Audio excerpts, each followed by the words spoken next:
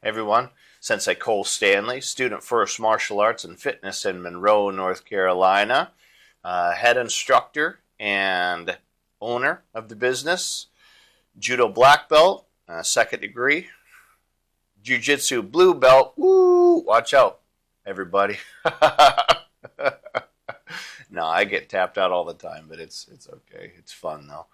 Also was a wrestling coach for 16 years and a public school teacher for 16 years as well. So what I want to talk about today is being able to run a business, a martial arts business, and the mentality and the old slogan of, going hard all the time, um, hard-nosed mentality, working people as hard as you can, how that translates kind of to today's field and the modern day dojo. So, and this doesn't have to necessarily apply to judo specifically. It could apply to several different martial arts. Now, when I talk about like the old school mentality, the hard-nosed mentality, I'm talking about grinding. I'm talking about doing drills hard and being exhausted, pushing yourself past your limits, trying to improve by, iron sharpening iron kind of mentality. Now, there absolutely is a place for that. And if you're interested, on one of my podcast episodes that's available here on YouTube, my roundtable, Black Belt Roundtable number 2, you could check that out. Me and 3 other black belts sit down and we talk about, some pros and cons and some different ideas about judo and business and how to train judo and what the modern, scene of judo looks like and, how it affects BJJ and how BJJ affects judo and how they intertwine and whatnot. But if we're talking about a business standpoint, because I own the dojo, it is a martial arts facility located actually in my front yard, like realistically in my front yard. I had a 1,200 square foot dojo built, and I've been open and operating for about 3 months. We have 19 members currently, and it's awesome. Now, I've decided to use martial arts, student first martial arts, instead of student first judo or Cole Stanley's judo or something like that. I decided to do martial arts. And there's been a couple reasons on why I decided to title it as martial arts compared to judo specifically. Even though we are teaching judo. I'm a judo instructor. I'm a judo black belt. I'm teaching judo. I'm teaching a little bit more as well. Some BJJ, some wrestling. But it all kind of incorporates, and you could think of it as old school judo, with leg attacks and with longer time on the ground, or you could think of it as a modern hybrid approach, whatever you want to title it as. But, it's judo plus a little bit more. But from a business standpoint, whenever I go out there and I talk about my dojo and I say that it's a martial arts facility, and what we're doing is, building confidence, building strength, building perseverance, showing people how to have good morals, and showing people how to work through adversity, doing a little self-defense, all the things that people achieve through martial arts. And I think that it was a great idea. It wasn't my own idea. I got advice from several different individuals, both people that I don't know, just listen to their YouTube channel, listen to audiobooks, talking with people that I do know that own different martial art facilities, whether it's judo or karate or jiu-jitsu. Talk with them a little bit. And I truly feel that titling it as martial arts was a very good idea because I originally wanted to call it a judo club, and I wanted to, I don't know, maybe have my name on it. I'm not really sure, but I definitely wanted to say it was a judo club. But I would say that the majority of my students, out of the 19, there was only a handful of them that came to me specifically because it was judo. They knew what judo was. They wanted to get better at judo, and they wanted to, do judo as a martial art. But that was only a couple people. The majority of people came to me because it's offered as a martial arts dojo, right? They're going there to work on improving themselves, work on their discipline, self-defense, lose some weight or do something physically active. But the majority of the people came and decided to join the club. So, what does that mean exactly? Okay, so the people that have done judo, especially at maybe a judo club that really emphasizes tournaments and competing and going hard, and the black belts are all high caliber athletes, either currently or at some point, or these are the people that have been in point tournaments or Pan America championships, etc. Right, like the high level people. Now, there is a time and a place for that. And that is a very niche type of environment. Okay, I've been to a couple pretty high level competitive clubs, right? There is a regional training center here in Charlotte, which currently I'm in a hotel room. I'm actually on a teaching assignment or doing judo for jiu-jitsu. I do a little bit of a traveling business as well, and I go around and teach judo for jiu-jitsu. And I've also been up to Colton Brown's facility up in Warren, New Jersey. I mean, you talk about some killers.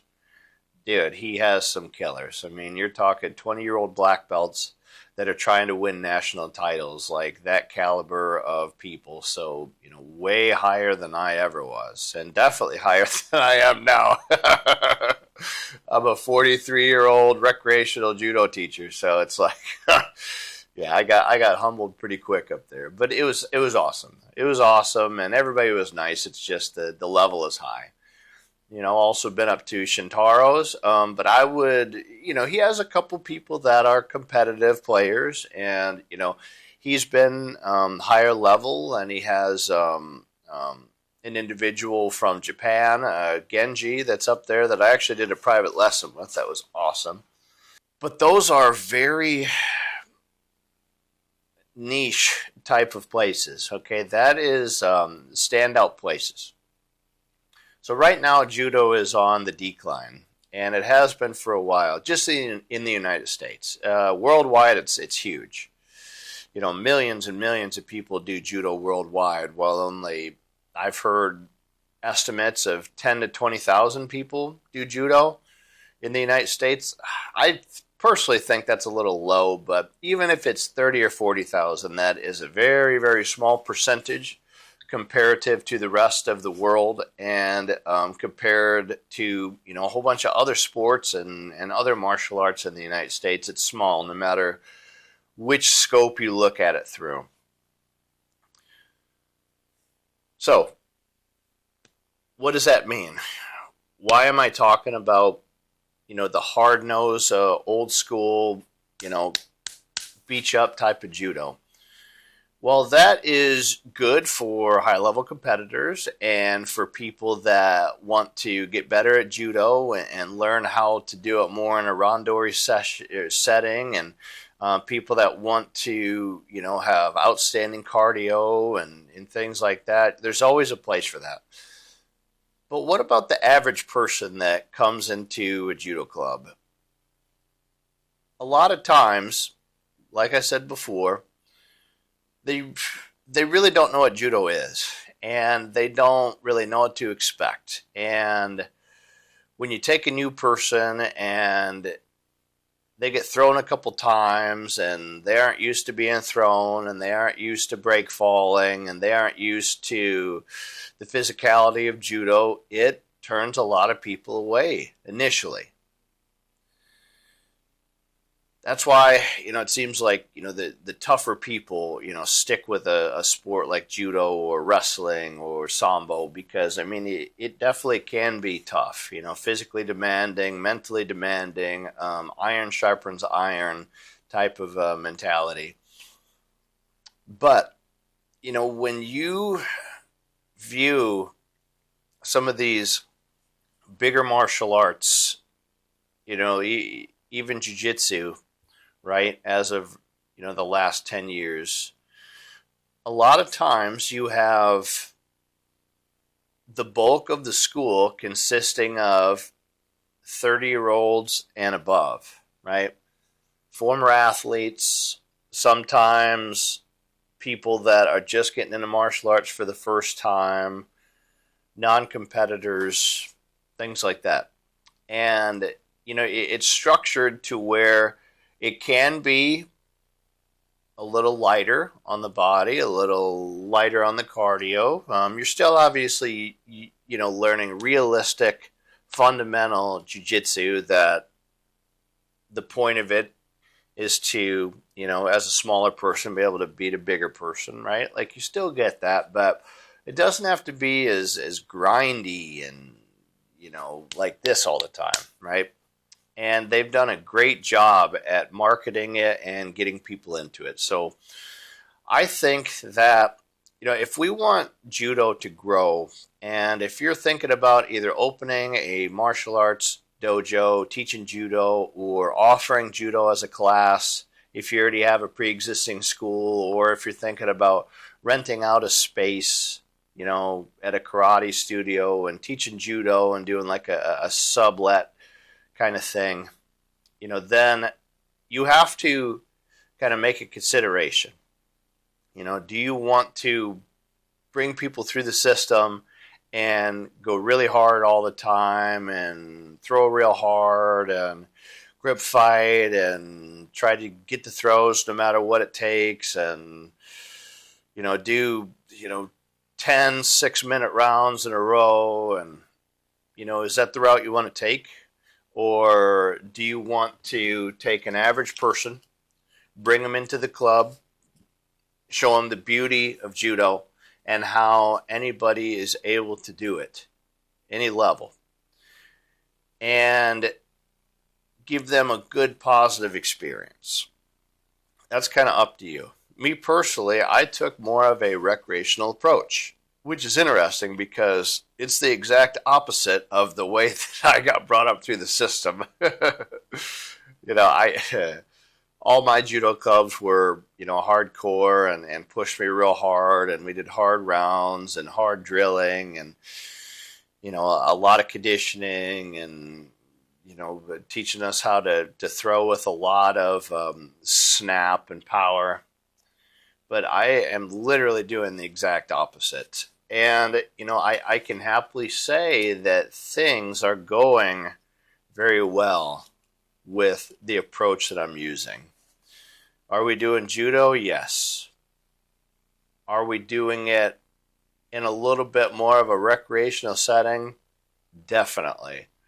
Am I using the crash pad a lot? Yes. Are we pushing ourselves real hard all the time? No.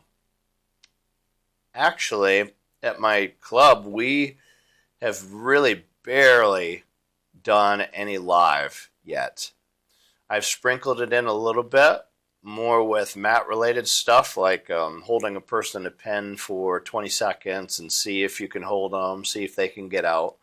So some situational awareness type of live drills, but as far as a straight-up randori to where we come up and bow to each other and we go, I haven't even done that yet. I don't have hardly anybody with an experience at all. One or two wrestlers, somebody that did judo 20 years ago, and and somebody that has came over with me and has been doing judo with me for about 6 months, 7 months. But everybody else, really either has no experience at all or does a little bit of jiu-jitsu, and they're just trying to improve their jiu-jitsu by doing some judo. But happily, like I've said, the structure that I've been doing to where it's more enjoyable and less grindy and, less beat you up all the time has really helped me to retain students. And I really think that that should be the way to go for judo. For now, at least.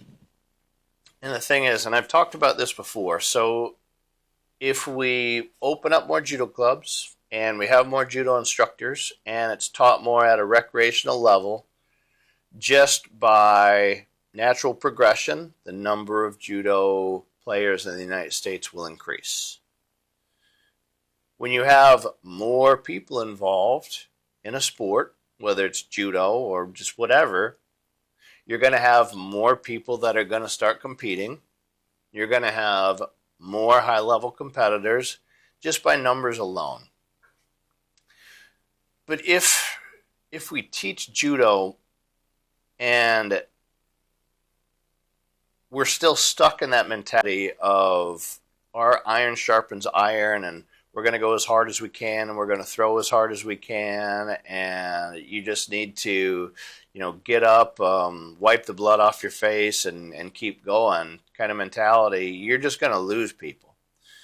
I've talked to individuals that have came to my judo club that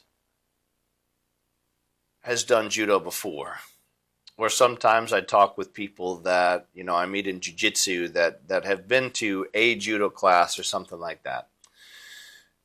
And it was a bad experience for them. They said that all they did was, get thrown 50 times by, different people in the club, not on a crash pad, not really knowing how to break fall, not used to being thrown, and that was the last class that they've been to. They did not enjoy judo.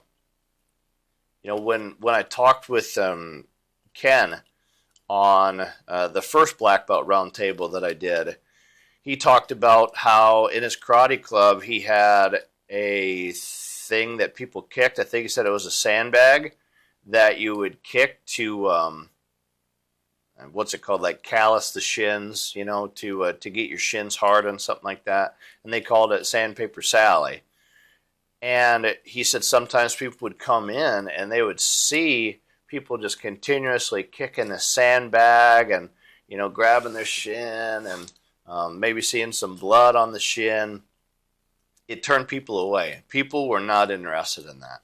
Now, there are some people that do want that. There are some people that want to go hard. Like, that's what they want. They have that mentality to where they want to go hard, but that is a small percentage of people that come into your martial art club. So I think that, judo has to adapt with the times. There's a movement going on in college wrestling. If you keep up with Penn State and now Oklahoma State and a couple other programs, they're talking about being happy to be there, playing more games, not having as long practices, doing a lot of play wrestling, and just enjoying the sport instead of it being just an absolute grind all the time. To actually take a day off here and there and to focus on recovery and come to practices and have some fun instead of dreading it.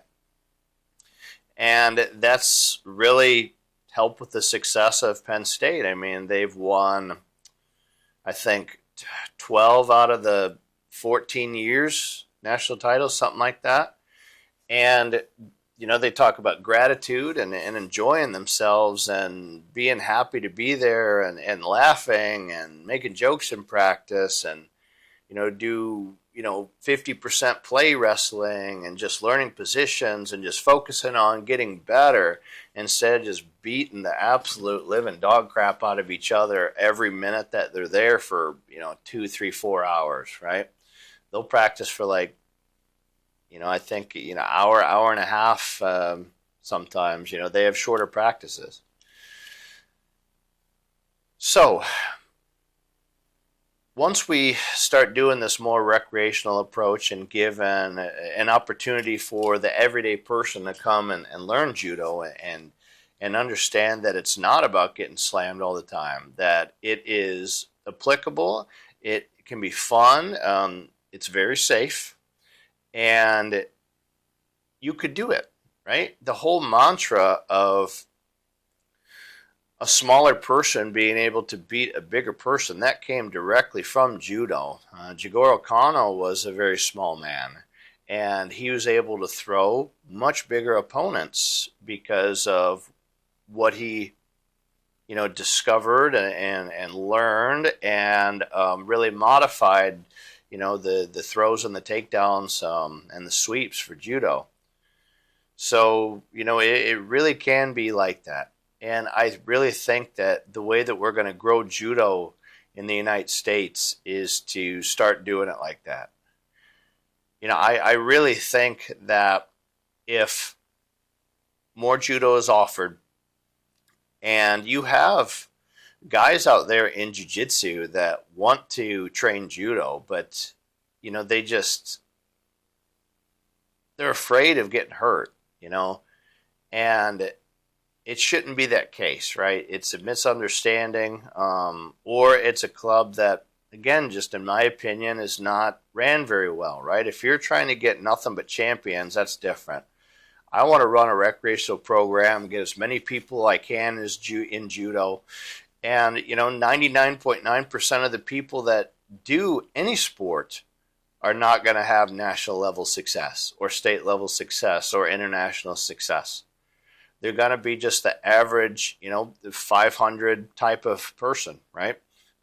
Even if they compete, like that's the thing about martial arts, is you can have people that do judo and jiu-jitsu and sambo that never compete. They have no interest in it. Now, they might do some randori, they might roll, and they push themselves in the gym, but that's the extent. They have no interest in going to a tournament, So, we have to start appealing to, this broader audience. We have to get more people involved in judo. You could use my approach by, titling your judo club as a martial art dojo, a school, and, making the point of not having a web page that has nothing but high level, people getting thrown super high in the air, guys with, a wrapped up forehead with blood coming down their cheek, like Travis Stevens in that match against Ole Bischoff, or, stuff like that, have pictures of, kids enjoying themselves, of people laughing, of a welcome, clean environment that literally anybody can come into, because people want to start martial arts, but they really don't know what it is. And they don't want to come into something that is super intimidating, right? And, judo can be intimidating at times. So that's another thing that we have to try to change. We have to welcome the new people. We have to condition the people in our club to talk to new people, to introduce themselves, to show moves at an appropriate level, right? In a safe, appropriate level for somebody that's never done any break falling and stuff, right? You cannot and should not throw them like you would somebody that's been doing it for 6 months, right?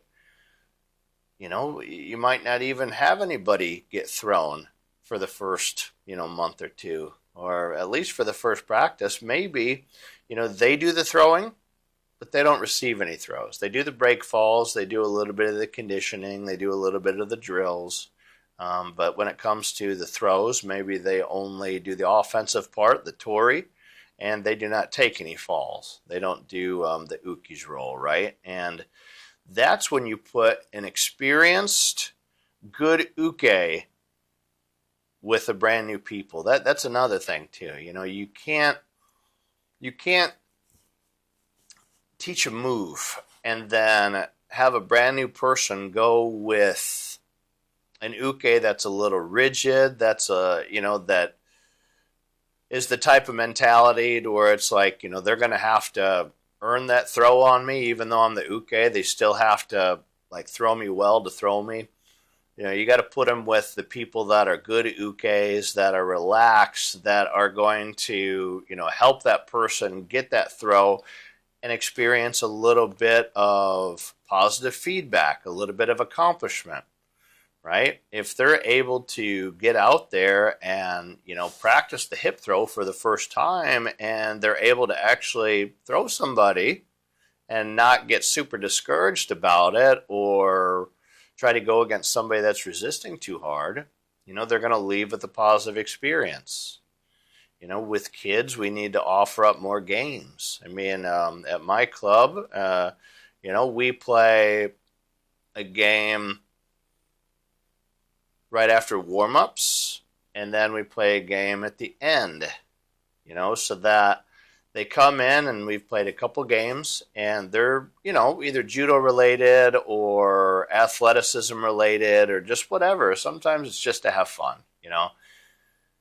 and then just sprinkle some judo in there, right?